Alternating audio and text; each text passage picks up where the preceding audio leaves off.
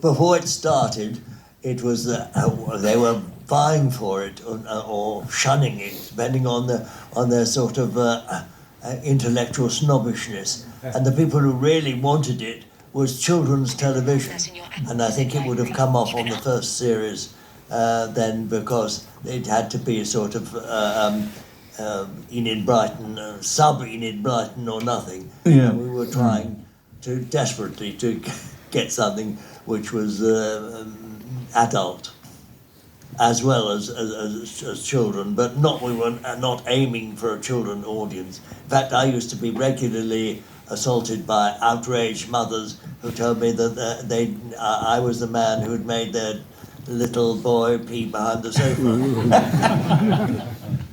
I know that on the very first programme, I think it was 63, wasn't it? Yes. Yeah. That actually on the day I was, we were doing that first programme, not the pilot, but the first programme, my first daughter was born. Oh, wow. On that day. Gosh. And later, I had another daughter as well. We were here, and dear old Bill Hartnell, we were down at the pub. We used to go to, not across to Studio 3, which was the pub across the road there, but down on the river.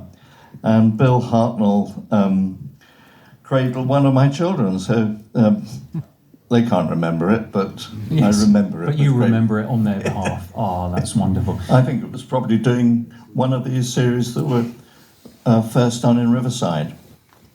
Yeah, well, we've just got a few moments left. So, Clive, I'm going to have to just be a little bit self-indulgent here because, of course, I know your name from having grown up in the 70s and 80s as the producer of many programmes that I used to watch avidly, things like Jigsaw. Jigsaw, I've got a star of Jigsaw sitting here. Ah, wonderful. My wife, and she played Dot. Oh, yes. Yes. And Jigsaw was actually the first children's programme ever to win a full BAFTA. Wow. And now they have about 100 BAFTAs just for children's programmes. But then in 1980, it was the first one. Yeah. And that came out of Vision On, which I did for 6 years with Tony Hart. And I still remember Mr. Nosy Bonk and the O-Men, which of course had Sylvester McCoy. So when Sylvester McCoy became Doctor Who in 1987, yes, I already recognised who he was. Had a little part in that as well, because who was it? John Nathan Turner at the time.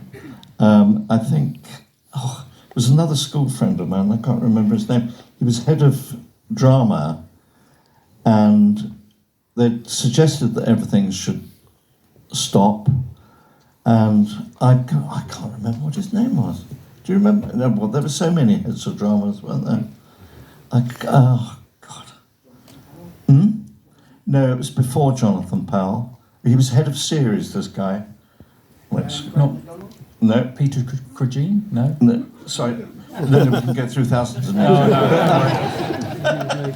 As I said, there were many of them. Yeah. But they were thinking of taking it off, and he'd written to me and said, why didn't I? Because John Nathan Turner was thinking of leaving, why didn't I come and do it? And I said, I wanted a woman Doctor Who then. And they said, that's absolutely not on. That's the most ridiculous thing we've ever heard. And I said, well, John Nathan Turner then said he was carrying on. And I said, well, I'm using a wonderful comic actor called Sylvester McCoy, who came from Ken Campbell's Roadshow when I first put him on TV. And J&T said, yes, okay, how about Sylvester? And he came the last, what was it, the 8th and the last? The 7th, in the last of the batch, yes. And has been forever grateful for it. Yeah.